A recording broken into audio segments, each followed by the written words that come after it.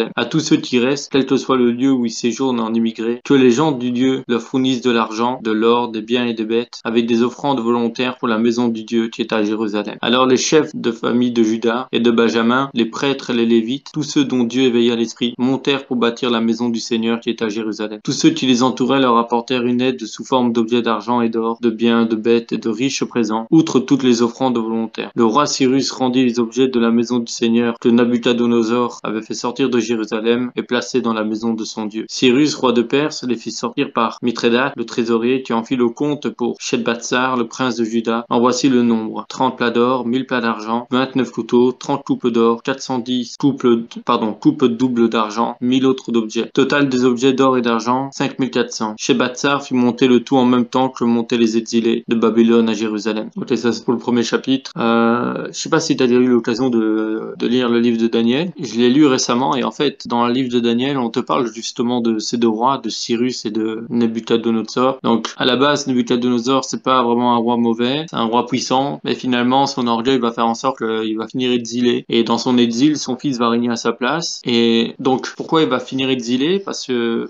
ouais, voilà. Mais en fait, ici, c'est la même époque, tu vois.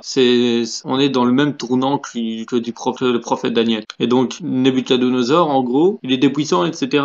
Il aimait bien Daniel. Il avait même fait monter Daniel à un haut rang parmi son royaume parce que Daniel avait réussi à interpréter son rêve. Donc, il avait un rêve qu'il ne se souvenait plus, puis il voulait tuer les mages parce qu'il trouvait pas le rêve de ce roi-là. Puis finalement, Daniel, il est venu, il a prié Dieu, Dieu lui a montré le rêve qu'avait fait ce roi. Et puis finalement, il va lui interpréter son rêve, et là, il va le placer à un haut rang. Mais ce qu'il va faire, c'est que ce roi va devenir tellement orgueilleux que il y aura une sentence qui va être prononcée sur lui. Et en gros, il va être dit que, à cause de son orgueil, à cause de son élévation qu'il fait de lui-même, il va devoir finir exilé. Son fils va prendre sa place, il va le succéder, mais il va être pire que son père. Donc lui aussi, il va pas régner longtemps. Et puis finalement, on aura Cyrus. Alors, il y a un point important, si je me trompe pas droit, mais il me semble que c'est Cyrus. Il y en a qui étaient jaloux de Daniel durant l'époque de Cyrus, me semble, hein. Faudrait que je vérifie. Il y en a, ils étaient jaloux de Daniel et en gros, ils avaient demandé à Cyrus de faire un édit, comme quoi, lorsqu'on ferait sonner les trompettes, etc., tout le monde devrait se prosterner devant son Dieu, devant le Dieu que eux rendaient culte à ce temps-là. Et en fait, ils ont surpris Daniel qui lui ne se prosternait pas. Enfin, non, c'est même pas l'histoire avec les trompettes, c'est plutôt que quiconque, vouerait un autre culte à un autre Dieu pendant un mois, il me semble, si on le surprenait rendre un culte à un autre Dieu que celui que croit le roi Cyrus et tout ça, eh ben il y aurait une sentence qui tomberait sur lui. Et donc ils ont fait exprès parce qu'ils savaient que Daniel était un hébreu. Du coup, ils ont surpris Daniel en train de justement de vouer un culte à son Dieu. Du coup, comme il avait fait un édit, comme ça avait été signé par son cachet, Cyrus ne pouvait pas revenir en arrière. Du coup, il a pas eu le choix et il a mis Daniel dans la fosse aux lions. Et donc il est parti peiner, s'endormir, etc. Il pensait à Daniel, il voulait pas trop vraiment le mettre dans la fosse aux lions, mais comme il pouvait pas revenir sur sa décision, le lendemain, il a vu que Daniel n'avait pas été touché par les lions. Du coup, il a rendu gloire. Il va même dire j'espère que ton Dieu n'a pas permis que tu te fasses bouffer, est-ce que ton Dieu t'a aidé? Et Daniel va témoigner, va dire oui, regarde, je suis encore vivant, un ange est venu fermer la gueule des lions, etc. Les mages vont être jetés, vont être bouffés par les lions. Et donc, c'est par là que tu comprends mieux maintenant pourquoi Cyrus, qui est un roi de Perse, le Seigneur va le toucher pour qu'il puisse justement reconstruire ce temple qui a été détruit. Parce que ça peut surprendre quand tu lis Esdras, tu vois la première année de Cyrus, un roi de Perse, Dieu s'adresse à lui, tiens, il faut reconstruire le temple, tu vas remettre tout ce qui a été dérobé. On comprend pas trop comment Cyrus a fait qu'il croit, pourquoi l'Éternel s'adresse à lui, pourquoi il se soumet si facilement. Ben, comme ça, t'as une petite entrée, tu vois, t'as un petit contexte qui fait que on comprend mieux pourquoi Cyrus veut bien. Alors au chapitre 2, il y a des parties qu'on va passer, je t'avoue, où tu vas voir les fils d'eux, voilà, c'est bien dans ta lecture seule, mais sinon ça risque de vite être lassant. Donc voici ceux de la province qui montèrent de captivité, ceux que Nabuchodonosor, roi de Babylone, avait exilés à Babylone et qui revinrent à Jérusalem et en Juda, chacun dans sa ville. Ils vinrent avec Zorobabel, Josué, Néhémie, Séraïa, voilà. Puis là tu peux descendre directement, hop, on peut même aller au verset 68, non, on va pas aller au 68. Plusieurs chefs de famille lors de l'arrivée à la maison du Seigneur à Jérusalem firent des offrandes volontaires pour la maison de Dieu, pour qu'elle soit rétablie sur son emplacement. Ils donnèrent au fond des travaux selon leurs moyens, 61 000 drachmes d'or, 5 000 mines d'argent et 100 tuniques sacerdotales. Les prêtres et les lévites, une partie du peuple, les chantres, les portiers et les nétinim, s'installèrent dans leur ville, ainsi que tous les Israélites dans leur ville. On est au chapitre 3. Le 7e mois arriva, et les Israélites étaient dans leur ville. Alors le peuple se rassembla à Jérusalem, uni comme un seul homme. Josué, fils de Yotsadak, avec ses ses frères les prêtres, et Zorobabel, fils de Shealtiel,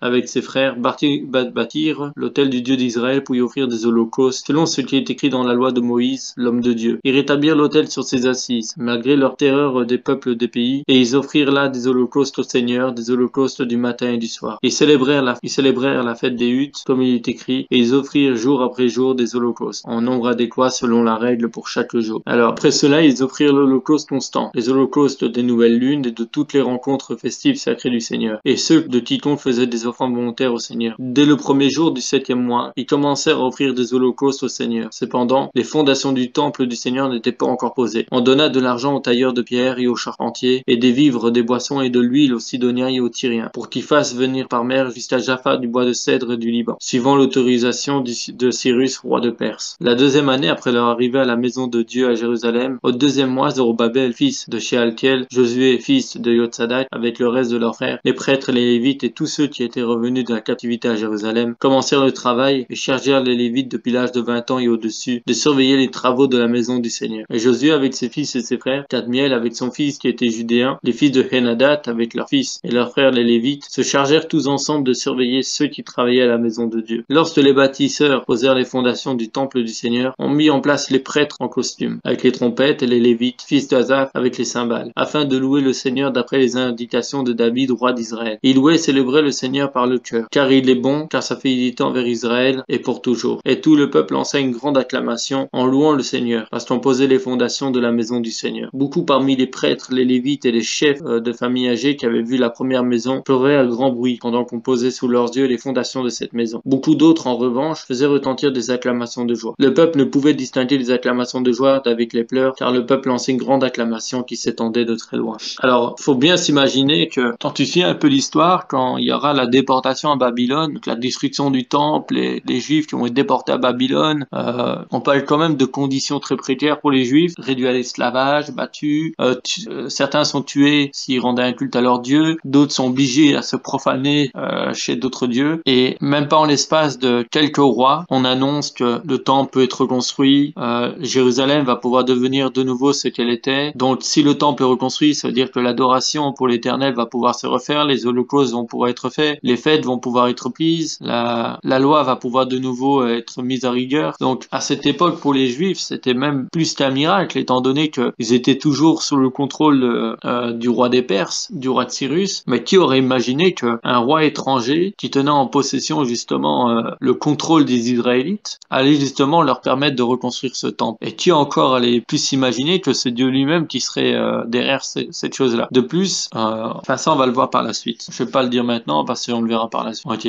donc chapitre 4. Les adversaires de Juda et de Benjamin apprirent que les Étidés bâtissaient un temple pour le Seigneur, le Dieu d'Israël.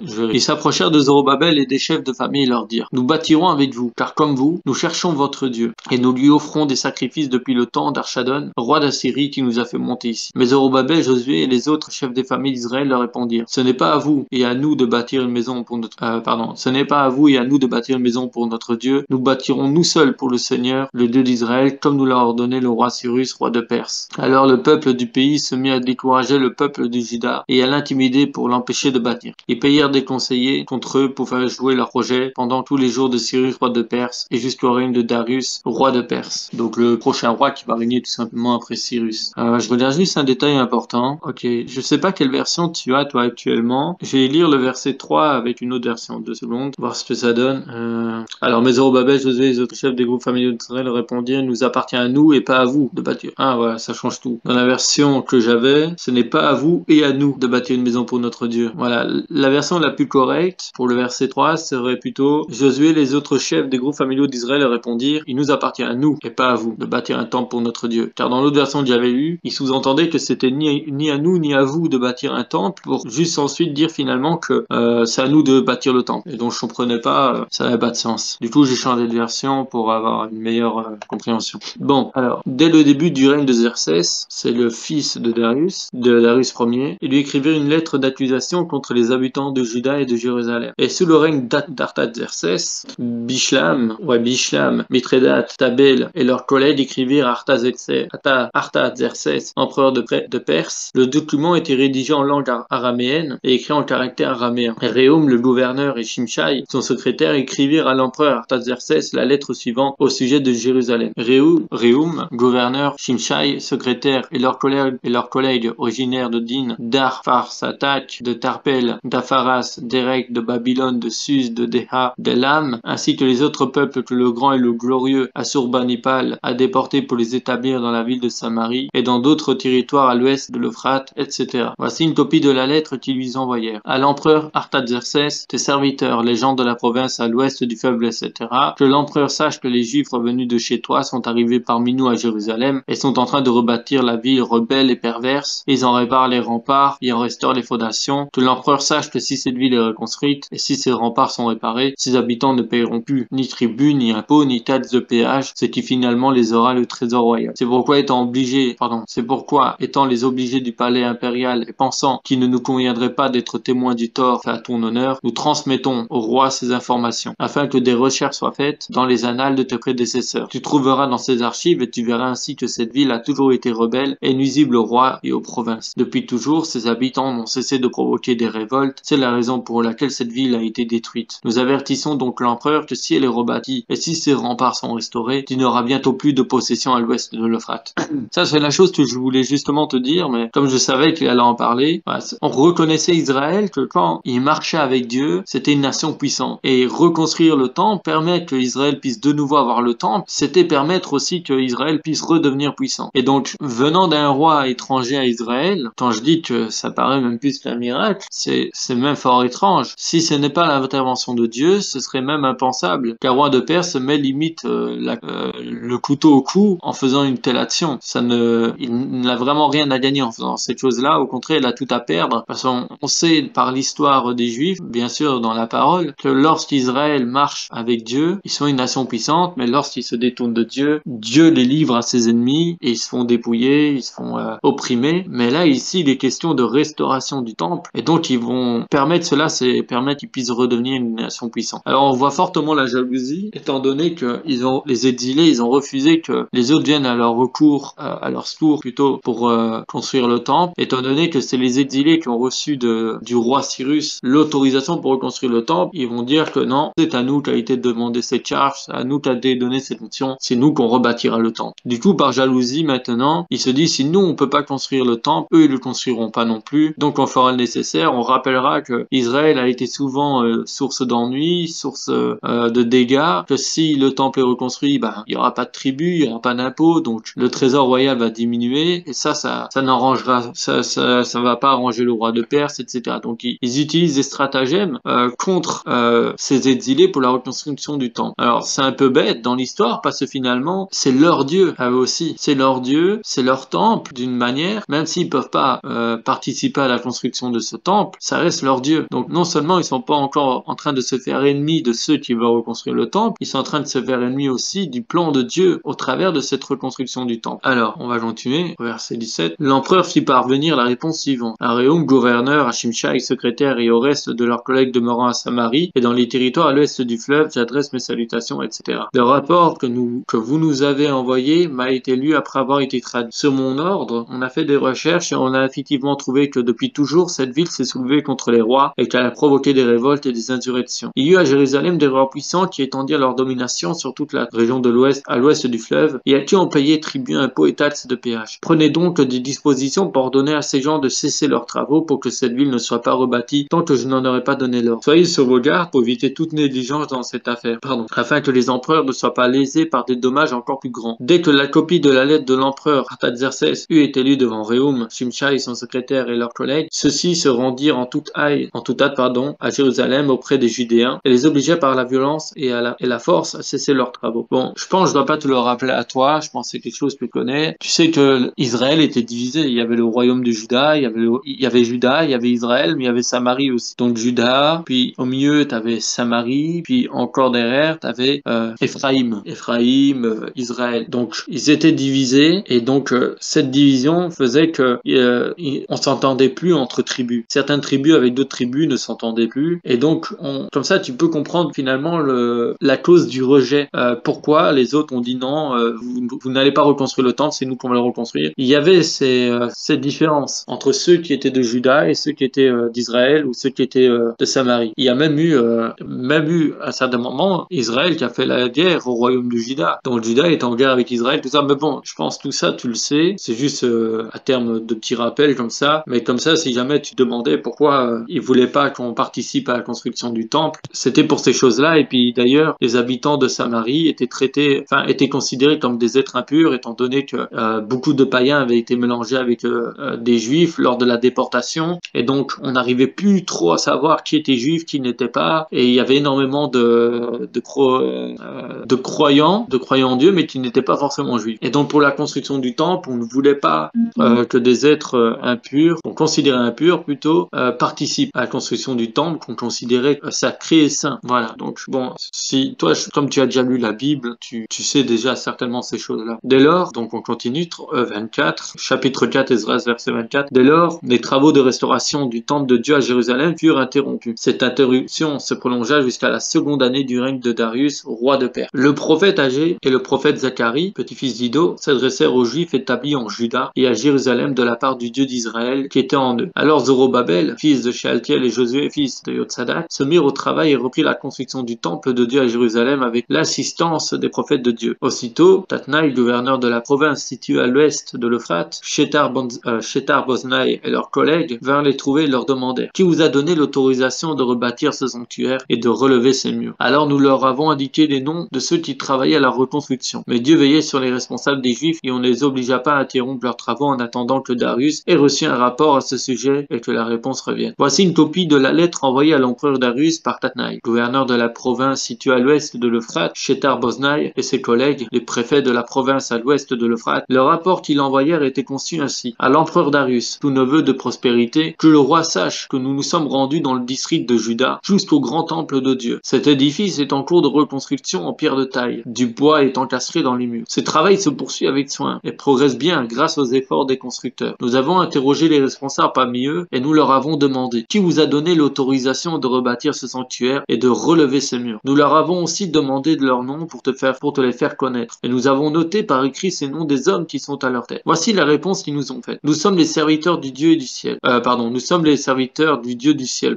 et de la terre, et nous reconstruirons le temple qui avait été bâti et achevé il y a bien longtemps par un grand roi d'Israël. Nous reconstruisons, le temple qui avait été bâti et achevé il y a bien longtemps par un grand roi d'Israël. Mais comme nos ancêtres ont hérité le Dieu du ciel, celui-ci les a livrés au pouvoir du Chaldéen Nabuchodonosor, roi de Babylone. Ce roi a détruit ce temple et déporté la population à Babylone. Alors, pour rappel, pour Nabuchodonosor, quand je te disais que c'était passé un mauvais roi, il a commis des crimes, mais en fait, lorsqu'il a mis lorsque Daniel a interprété son rêve, Nabuchodonosor, d'une manière, reconnu l'Éternel, mais pas assez suffisamment. Et donc, il s'est élevé en orgueil, et à cause de son orgueil, comme je t'ai dit, il a dû vivre exilé. Il a dû vivre comme comme les bêtes des champs, il a dû manger de l'herbe, etc. Mais ce n'était que pour un temps. Et il était déclaré à l'avance que vers la fin de ce temps de son exil, il reconnaîtrait donc son humiliation devant le vrai Dieu unique, et qu'en reconnaîtrant, une fois qu'il aurait reconnu son humiliation, il récupérera son pouvoir. Et donc, c'est après cet exil finalement que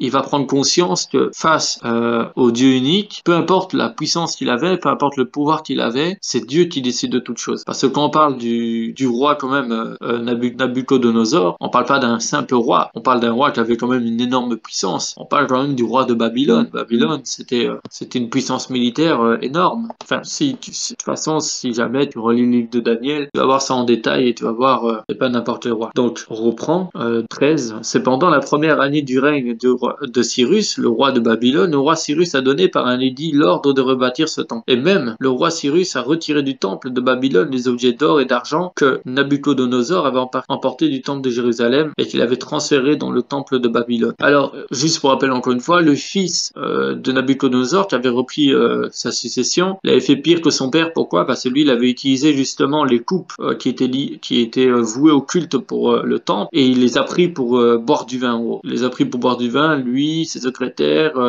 et d'autres personnes de sa cour. Ils avaient profané les ustensiles du temple de Dieu de cette manière-là. Et donc, une main était apparue dans son palais et avait écrit des mots sur le mur, mais il n'arrivait pas à les interpréter, et Daniel lui a donné l'interprétation et il lui a dit en gros que son règne n'allait pas régner, qu'il allait tomber parce qu'il avait fait pire que son père. Ok, on reprend verset 15. Et il lui a ordonné d'emporter ces objets et de les déposer dans le temple de Jérusalem, en stipulant que le temple devait être rebâti sur son ancien emplacement. Ce Shethbazzar, ouais, c'est ça, est donc venu ici et il a posé les nouvelles fondations du temple de Dieu qui est à Jérusalem. Depuis lors et jusqu'à ce jour, ce temple est en reconstruction, mais les travaux ne sont pas encore achevés. Maintenant, si l'empereur le trouve bon, que l'on fasse des recherches dans les archives royales là-bas à Babylone pour voir s'il y a bien eu de la part du roi Cyrus un édit ordonnant la reconstruction de ce temple à Jérusalem, puis que le roi veuille nous communiquer sa volonté à ce sujet. Alors, ici, c'est une nouvelle stratégie, enfin une stratégie qui va à leur perte. La première fois, on fait comprendre que si le temple est reconstruit, ça va mal aller pour la trésorerie royale, qu'en gros ils vont payer d'impôts, puis le roi va faire des recherches, il va dire en effet, c'est vrai, Israël à ce moment était un peuple rebelle, un peuple qu'on n'a pas su dompter. Maintenant qu'ils n'ont pas de temple et qu'ils sont domptés, ce serait bien de les garder comme ça, mais les prophètes vont intervenir, donc la construction du temple va se faire malgré la première lettre qui avait été écrite. Et puis là, ils vont essayer de trouver une deuxième ruse. Ils vont dire, vas-y, va une fois vérifier si c'est vrai ce qu'ils racontent, que soi-disant Cyrus aurait bien ordonné de reconstruire le temple. Alors, pour eux, ils pensaient que c'était faux, que Cyrus n'avait jamais dit ça. Du coup, leur ruse, ils étaient tellement sûrs que c'était un mensonge qu'ils pensaient que leur ruse allait gagner, mais on va voir par la suite que ce n'était pas faux et que finalement, c'est cette ruse-là qui va faire déjouer leur plan. On est au chapitre 6.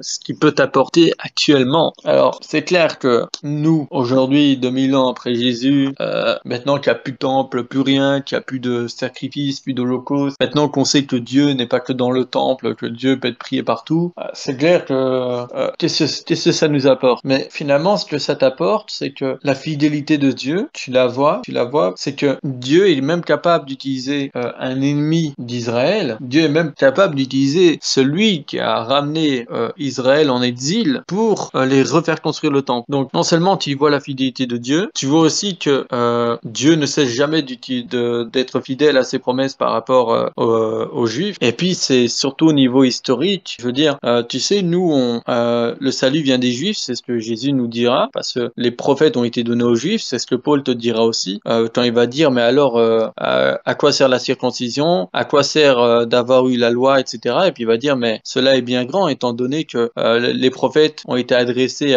aux Juifs, aux circoncis. Et donc, nous descendons de ce Dieu, nous descendons des promesses qui ont été faites par le même Dieu, et donc connaître l'histoire des Juifs au travers de ce Dieu, connaître Dieu au travers des Israélites, connaître comment Dieu réagit, comment Dieu peut être miséricordieux, comment Dieu peut être en colère. C'est ça finalement ce que va t'apporter les livres de l'Ancien Testament, tu vois. Bien sûr, il y a certains livres dans les prophètes, par exemple, que là, lorsqu'on te parle de Jésus, le Messie, qu'est-ce qu'il va faire, etc. Là, tu peux dire, ça nous concerne parce que ça parle de Jésus. Mais moi, je dirais, ce serait peut-être même une erreur de se dire que ces histoires ne nous concernent pas et je vois pas trop ce que ça pourrait m'apporter dans ma vie de chrétien. En fait, ça t'apporte énormément. Ça t'apporte énormément parce que tu dois trouver tes racines là-dedans. Pas si tu suis ce que je veux te dire, mais tu dois avoir tes racines là-dedans. Pourquoi? Parce que prends cette image de Paul. Paul, il va nous dire que eux, c'est l'olivier naturel et nous étions un olivier sauvage. Et que le rejet d'Israël du Messie a fait que les branches de l'olivier sauvage ont été greffées à l'olivier naturel. Mais ce sont les branches qui ont été greffées. Le tronc en lui-même reste l'olivier naturel. Donc le tronc, c'est la souche. Tu sais, c'est l'origine. Et ce tronc, il a des racines. Toi qui es une branche qui va être greffée à cet olivier naturel, forcément, tu tiens du tronc et tu tiens de la racine. La branche ne peut pas dire, mais finalement, qu'est-ce que ça m'apporte de savoir comment la racine a poussé pour devenir un tronc d'arbre et pour finalement produire des branches. Ce serait absurde de penser ainsi. Donc nous, en tant que branche greffée, en utilisant bien sûr l'image de Paul, il est important de savoir mais comment la racine a fait pour croître, comment nous en sommes arrivés à Jésus, comment nous en sommes arrivés maintenant à l'heure actuelle à 20 siècles après Jésus. Donc tu dois trouver par exemple ton importance dans ces faits-là. Je sais pas si tu comprends ma réponse. Ok, on a Esdras 6, je t'explique le résumé. Alors, en gros, c'est le roi de Cyrus, un roi de Perse, qui va permettre aux exilés juifs, parce que il y a eu un premier roi, Nabuchodonosor, le roi de Babylone, et bon, il a détruit Israël, etc. Donc il a fait des Israélites des exilés, ils ont été exilés à Babylone. Puis finalement, le roi Cyrus, donc deux rois après Nabuchodonosor, lui, il va permettre On à dirait ses le nom exilés. d'un dinosaure, le truc. Ouais, Nabuchodonosor, ouais, c'est un nom Ouais. spécial. Donc, ce roi Cyrus, lui, le Seigneur va lui demander de laisser les exilés reconstruire le temple. Donc, il va être d'accord, il va leur dire, vous pouvez aller reconstruire le temple, ils y vont. Alors, à cette époque-là, Israël n'est pas véritablement Israël, étant donné que c'est un royaume divisé. Il y a le royaume de Juda, il y a le royaume d'Israël, il y a même Samarie. Et donc finalement, les exilés vont reconstruire ça à Juda, donc à Jérusalem, mais ceux de Samarie vont vouloir participer à la reconstruction, mais les habitants de Samaritains sont traités comme des êtres impurs, étant donné qu'on ne sait pas, on ne sait plus tellement qui était juif et qui n'était pas. Donc ils vont dire non, vous ne participerez pas à la reconstruction du temple. Il y a de la jalousie, du coup ceux qui ne peuvent pas participer vont prévenir le roi de Perse actuel, donc c'était le roi Darius, ou Artaxerxès, je sais plus, un des deux, ils vont lui dire, ah voilà, ils sont en train de reconstruire le temple, fais attention, parce que lorsque leurs temples seront reconstruits, eh ben ils vont plus payer d'impôts, ils vont plus payer de taxes, donc ta trésorerie royale va baisser, et puis tu peux faire des recherches, tu verras que c'est un peuple rebelle, etc. Le roi va faire des recherches, il va voir qu'effectivement, Israël, du temps où le temple était construit, c'était un peuple rebelle, un peuple qui ne se soumettait pas, etc., parce qu'il était puissant. Donc lui, il va demander qu'on arrête la construction du temple. Puis il va y avoir deux prophètes qui vont intervenir, qui vont dire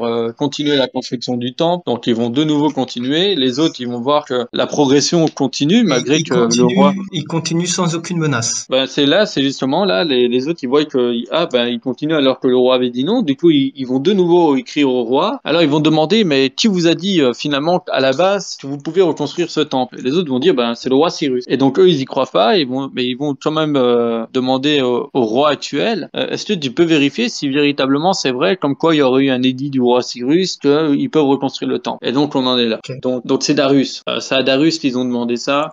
Alors bon chapitre 6. Là-dessus l'empereur Darius donna l'ordre de faire des recherches dans la bibliothèque où étaient déposés les trésors à Babylone. Et l'on trouva dans Ecbatane, la capitale de la province de Médie, un rouleau sur lequel il était écrit: la première année du roi Cyrus, le roi Cyrus a promulgué ce décret concernant le temple de Jérusalem. Le temple doit être reconstruit pour être un lieu où l'on offre des sacrifices. Ses fondements seront rétablis. Il aura 30 mètres de haut et autant de large. On fera alterner 3 rangées de pierres de taille et une rangée de poutres de bois. Les frais seront couverts par la trésorerie royale. De plus, les objets d'or et d'argent du temple que Nabuchodonosor a enlevés du temple de Jérusalem et transportés à Babylone doivent être restitués. Qu'ils soient rapportés au temple de Jérusalem où ils étaient et déposés dans le temple. Maintenant toi, Tatnaï, gouverneur de la province située à l'ouest de l'Euphrate, toi, Shethar-Boznaï, et vous, leurs collègues, préfets de la province à l'ouest du fleuve, n'intervenez plus dans cette affaire. Donc c'est cela, hein, c'est eux qui voulaient mettre des bâtons dans les roues. Laissez se poursuivre les travaux de reconstruction de ce temple, le gouverneur des Juifs et leurs responsables rebâtissent sur son ancien emplacement. Voici quel décret je promulgue. Vous adopterez la ligne de conduite suivante vis-à-vis des responsables des Juifs en vue de la reconstruction de ce temple. Les dépenses en seront exactement couvertes par les recettes royales provenant des impôts de la province située à l'ouest de l'Euphrate. Elles seront payées à ces hommes sans interruption des versements. Vous fournirez aussi chaque jour aux prêtres de Jérusalem tout ce qui est nécessaire pour les holocaustes du Dieu du ciel, de jeunes taureaux, des béliers, des agneaux, ainsi que du froment, du sel, du vin et de l'huile. Vous leur remettrez, selon leurs demandes et sans négligence, afin qu'ils offrent des sacrifices apaisants au Dieu du ciel et qui prient pour la vie du roi et de ses fils. Je décrète encore ceci. Si quelqu'un ose transgresser cet ordre, on arrachera de sa maison une poutre pour l'y pendre, et l'on transformera sa demeure en un tas de décombres. Que le Dieu qui réside là détruise tout roi et tout peuple qui osera faire un geste pour passer outre ce décret en détruisant ce temple qui est à Jérusalem. Moi, Darius, j'ai promulgué ce décret qui soit exactement exécuté. Alors Tatnaï, gouverneur de la province à l'ouest de l'Euphrate, Shethar-Boznaï et leurs collègues se conformèrent exactement aux instructions envoyées par le roi Darius. Les responsables des Juifs continuèrent à bâtir et réussir dans leur entreprise, stimulés par les messagers des prophètes Agé et Zacharie, descendants d'Ido. Ils achèvèrent la construction conformément à l'ordre du Dieu d'Israël et aux ordres de Cyrus, de Darius et d'Artaxerxès, empereur de Perse. Le temple fut terminé le 3e jour du mois d'Adar, la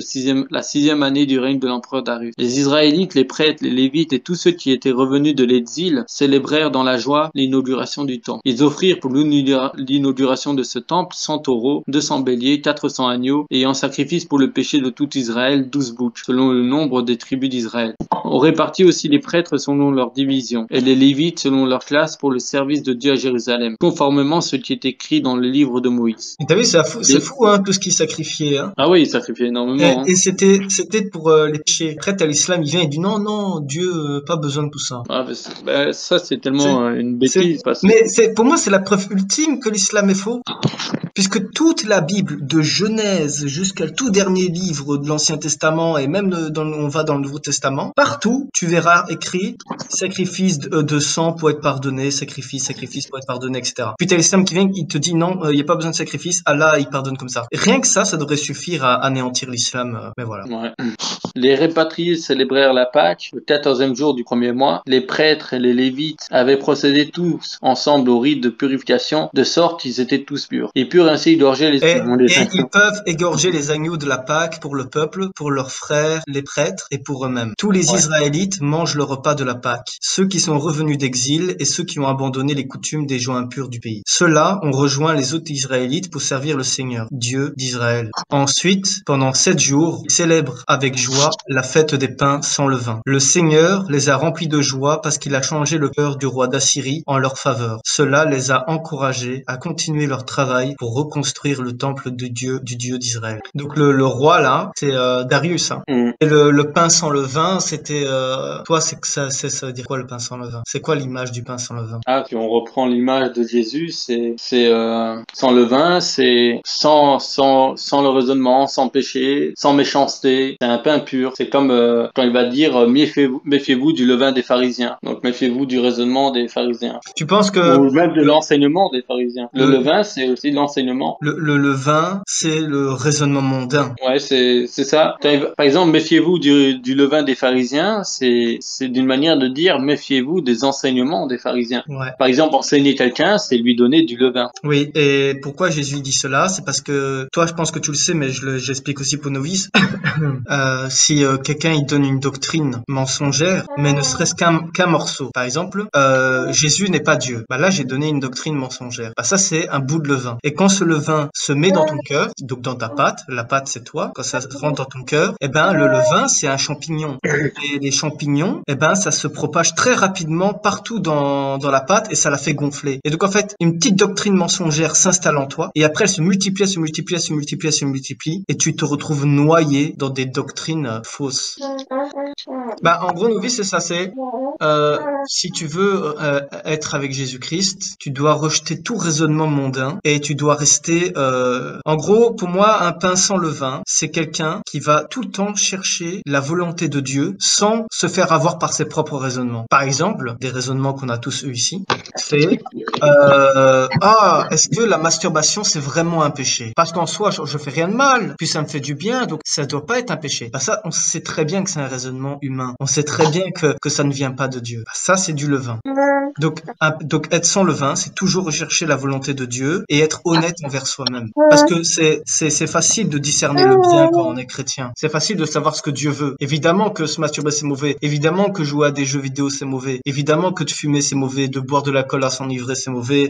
De coucher avant le mariage c'est mauvais. De convoiter des femmes c'est mauvais. On le sait tout ça. Il y a même pas besoin de réfléchir. Il y a même pas besoin d'avoir des raisonnements par rapport à cela. Bah c'est ça. Un pain sans levain, c'est quelqu'un qui est mort. Pourquoi mort? Ça veut dire que cette personne a abandonné complètement tout raisonnement charnel. Il s'en remet complètement à Dieu. Tu vois, quand Jésus il dit par exemple heureux les faibles en esprit ou les faibles d'esprit, ouais. C'est une manière de dire heureux les sans levain. Oui, ben après, est-ce qu'on pourrait dire que Dieu aussi a du levain ou pas? Ben, le levain, comme j'ai dit, le levain peut être considéré aussi comme un enseignement. Donc forcément, Dieu a du levain, mais c'est du bon levain. En fait, je pense que nous, notre levain est mondain, c'est-à-dire qu'il est ici, tandis que le levain de Dieu, il est au ciel. Et donc un pain sans levain, c'est un pain qui est connecté au levain spirituel, à la doctrine de Dieu. Donc du point de vue terrestre, le pain, bah il est dur, il est pas moelleux parce qu'il a pas de levain. Mais quand tu regardes ce pain sans levain avec des yeux spirituels, tu vois qu'en fait, bah, il est pas dur parce qu'il est connecté au levain spirituel. Mais après, bon, moi je pars dans un délire, mon gars. Je sais pas si tu vois ce que j'ai voulu dire. Que nous, notre véritable vin, il est pas visible, quoi. Comme l'eau, tu vois. Nous, quand les gens boivent de l'eau, ils boivent de l'eau physique. Mais un chrétien, lui, ne boit pas de l'eau physique. Après, bon, c'est peut-être un peu trop abstrait. Ah non, mais bon. Oui, mais moi parfois je pars tellement loin que. Mais est-ce que eux ils savaient à cette époque-là la signification du pain sans levain? Quoi cette signification pour eux du pain sans levain? Parce que nous aujourd'hui on sait grâce à Jésus. Mais eux, c'était quoi derrière? Ben eux, ça a été été par Moïse. Ouais, mais il y a bien une symbolique. Ils ont forcément quand même une réponse. Oui, bien sûr. Tu t'es jamais renseigné là-dessus? Mais ils étaient dans la même pensée que. En fait, ce que Jésus a dit, c'était pas quelque chose de nouveau. Hein. Les Israélites avaient savait ça aussi que le pain sans levain, c'était un pain qui devait être pur, un pain enfin comment dire, c'était imagé en fait. C'est ce que tu as compris par rapport au pain sans levain, c'est cette image qu'on voulait représenter aussi pour la fête de Pâques. S'il faut, on pourrait même revoir ça par rapport à la fête des pains sans levain. Par exemple, Pourquoi le pain sans levain? par exemple, pourquoi ils ont dû manger l'agneau sans le ouvrir, enfin, sans le nettoyer, genre le manger comme ça. Ça, c'est quoi tous ces symboles? Pourquoi manger un agneau comme ça? Parce qu'ils fêtaient le fait d'être partis rapidement d'Égypte. Tu vois, quand Dieu va les libérer d'Égypte, en gros, ils vont partir vite. Et dans la symbolisation de partir vite, c'est le symbole de pas avoir le temps de. Donc, pas avoir le temps de nettoyer l'agneau, pas avoir le temps de mettre du levain. Et donc, c'est cette symbolique-là. C'est par rapport à ça. D'ailleurs, si tu regardes, par exemple, la signification du pain sans levain, si jamais tu tapes ça une fois sur Google, c'est cette image-là que tu vas retrouver. Ah De ouais, la pâte c'est trop bon cette nourriture, hein. le pain Zim, ouais, ça Ouais, s'appelle comme ça. ouais, c'est ça. Ils en vendent au Carrefour, hein. Puis c'est facile à faire, ça aussi. Regarde, pendant la fête, tu ne mangeras pas de pain levé, mais tu mangeras durant 7 jours des pains sans levain, du pain de misère, car c'est avec précipitation que tu es sorti d'Égypte. Ce sera le cas afin que tu te souviennes toute ta vie du jour où tu es sorti d'Égypte. Tu vois, donc c'était en mémoire du fait qu'ils étaient sortis rapidement d'Égypte, et donc on appelle ça un pain de misère parce qu'il n'y avait pas de levain, donc c'est un pain qui gonflait pas, etc. Donc le pain en lui-même signifiait la hâte, quoi, partir vite d'un endroit. On n'a pas le temps de mettre du levain. Et donc Jésus, il s'est comparé à un pain de misère. Bah oui, parce que c'est un serviteur souffrant. Ah mais attends, Jésus il a pas dit je suis le levain, il a dit je Non, suis le pain de vie. il a dit prenez, ceci est mon corps, en tenant du Oui, pain sans levain dans les mains. ouais. Bah si tu veux, c'est craquant et c'est salé. Voilà. C'est bon, hein. C'est très bon, hein. C'est même utilisé dans des recettes et tout. Mais du coup, on peut pas faire la fragmentation de pain avec du levain. Il y en a, ils le font. Je sais pas, je dirais pas dire si tu peux ou tu ne peux pas. C'est symbolique. Je dirais si tu veux respecter la symbolique, si tu veux respecter le fait que Jésus lui a partagé du pain sans levain, ben fais-le sans levain. Après, j'aurais pas à dire que personne qui le fait avec du levain est condamnable. Hein. Ouais, mais même, tu vois, pour moi, c'est incohérent de le faire avec du levain. C'est pas biblique, quoi. Du coup, t'en tires quoi, là, de Esdras 6? Moi, ce que j'ai compris de Esdras 6, c'est, bah, il voulait savoir si Darius avait vraiment dit quelque chose, et en fin de compte, Darius, il les a clashés en mode, ben, si vous les empêchez, vous allez tous mourir. Donc, du coup, ils ont compris. Et une fois que le temple est fini, bah, les Juifs sont contents, ils ont fait des sacrifices pour rendre gloire à Dieu. Ouais, et puis ils ont l'effet inverse. Ils s'imaginaient que ça allait jouer en leur faveur, que là il y allait avoir des mesures sévères contre les rebâtisseurs du temple. Mais finalement, en fait, il va même jusqu'à dire que tous les travaux doivent être financés par les impôts de la région ouest de l'Euphrate. Donc en gros, non seulement il protège la construction du temple, il la finance et il menace même ceux qui voudraient anéantir ce projet ou détruire le temple. Et on parle de rois étrangers, hein, on parle même pas de rois d'Israël. Ça, comme j'ai dit à Novi, ça avant que t'arrives, je crois que pour Israël, ça doit être un des plus grands miracles de Dieu, c'est que des rois étrangers ont permis la reconstruction d'un temple.